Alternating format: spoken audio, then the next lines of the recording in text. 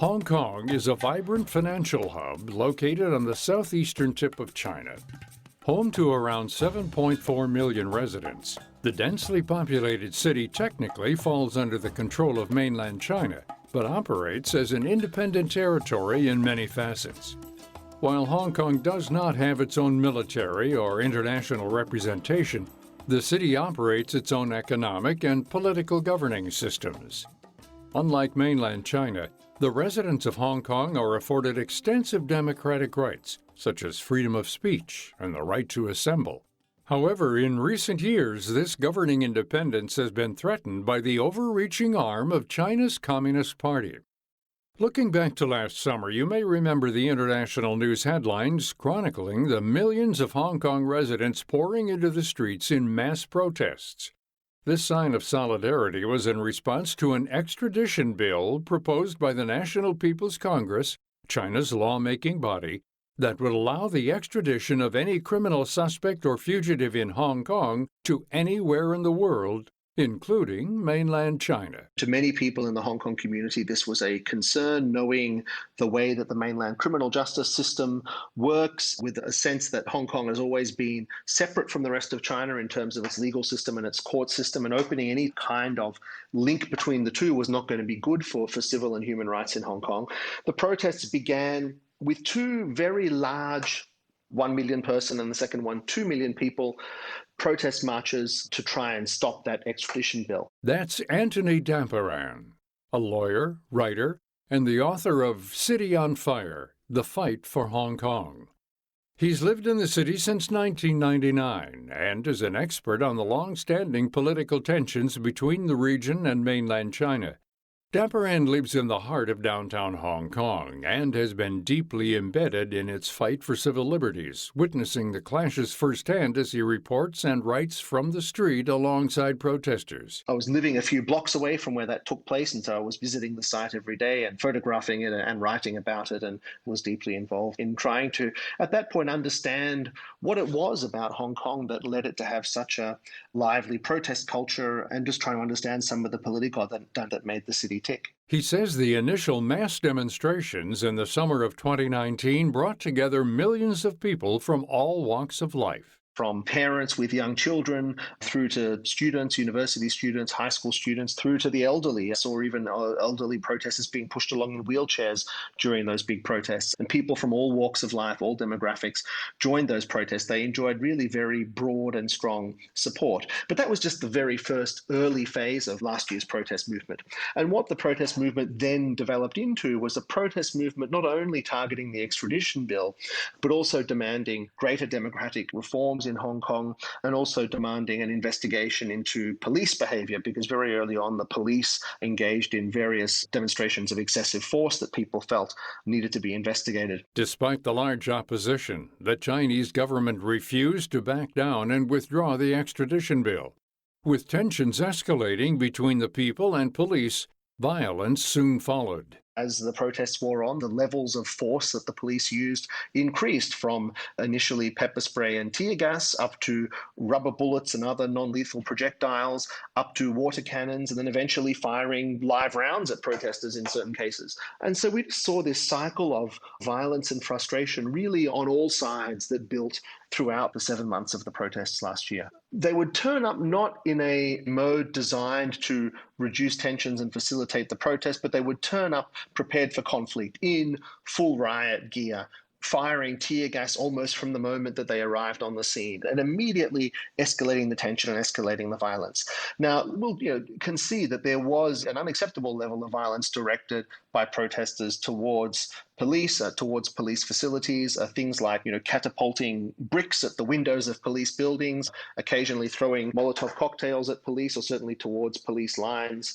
And certainly police were subject to, and continue to be subject to, a huge amounts of verbal abuse from passers-by in Hong Kong. And that's not an acceptable way to behave. But at the same time after time, I saw police engaging in the excessive use of force, and that really has angered the population here in Hong Kong. On top of the thousands of arrests, there have been civilian casualties. In November 2019, a 22-year-old university student died after falling from a parking garage where police were tear-gassing protesters. Deborah Ann says that many of those who assemble week after week are young activists risking their lives for change. University students, even high school students in some cases, and other young people in their 20s say, people who really have a stake in the future of Hong Kong.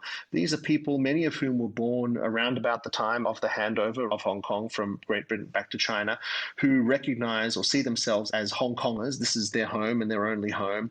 And they look across the border at what the rest of China is like and look at China's increasing influence here in Hong Kong and see a future that they are not comfortable with. And so they are the ones that are really driving this protest movement, recognizing that it's a future that they are going to have to live with long after the current sort of older generation are gone. After several months of protests, the Chinese government finally withdrew the extradition bill. Nonetheless, this did little to dampen the pro-democracy movement it sparked. Public support remained high heading into 2020, but as COVID-19 emerged in China, the residents of Hong Kong were forced to shelter in place and protests came to a halt.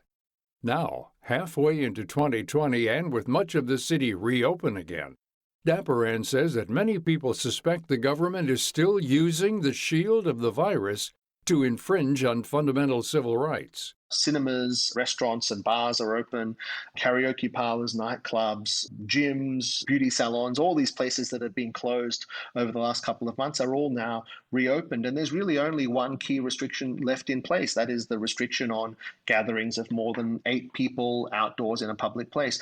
The government announced most recently that had been extended yet again to the fortuitous date of 4th of June. Now, those perceptive listeners among you may trigger that the 4th of June is the anniversary of the Tiananmen Square massacre in 1989. And every year on the 4th of June here in Hong Kong, we have a very large candlelight vigil to commemorate the event.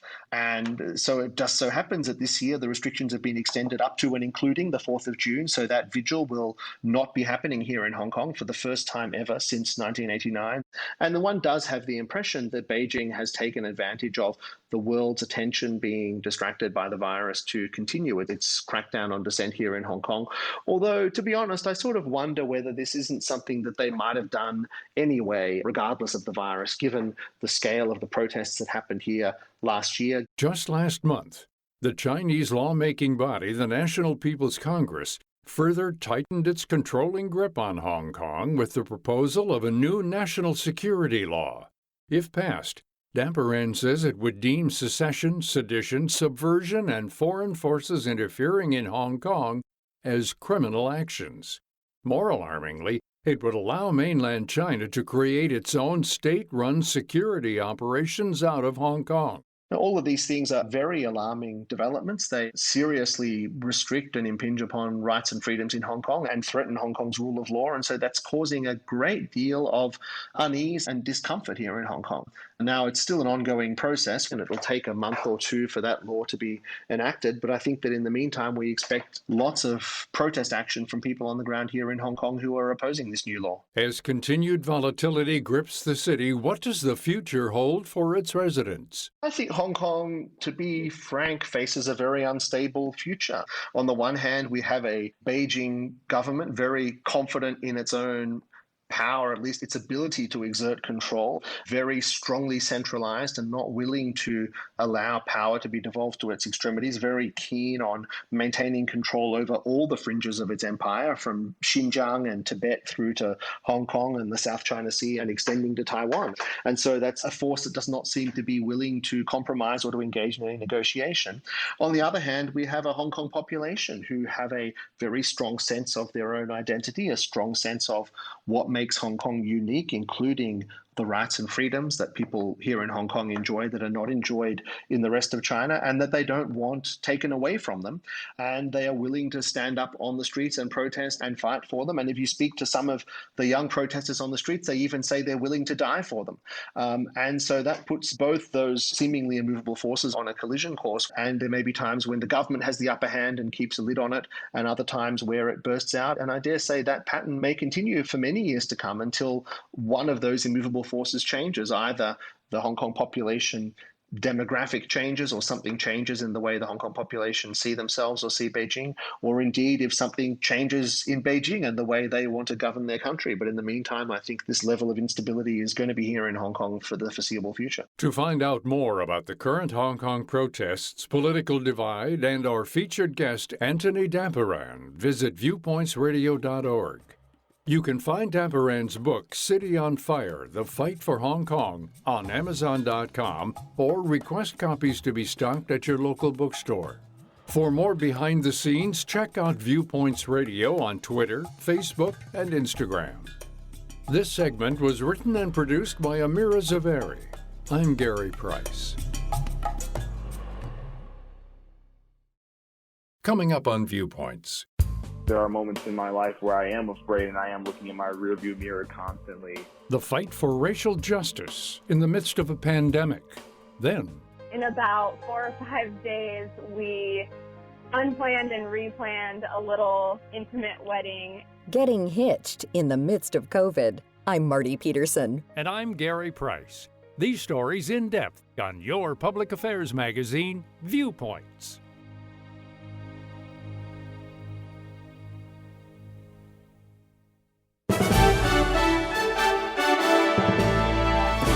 And that's Viewpoints for this week. Viewpoints is a production of MediaTrax Communications. Follow us on Twitter, Facebook, and Instagram to learn more about upcoming shows and find a library of past programs on Apple Podcasts, Google Play, and Spotify. Plus, you'll always find previous segments and more information about our guests at viewpointsradio.org. Join us again next week for another edition of Viewpoints.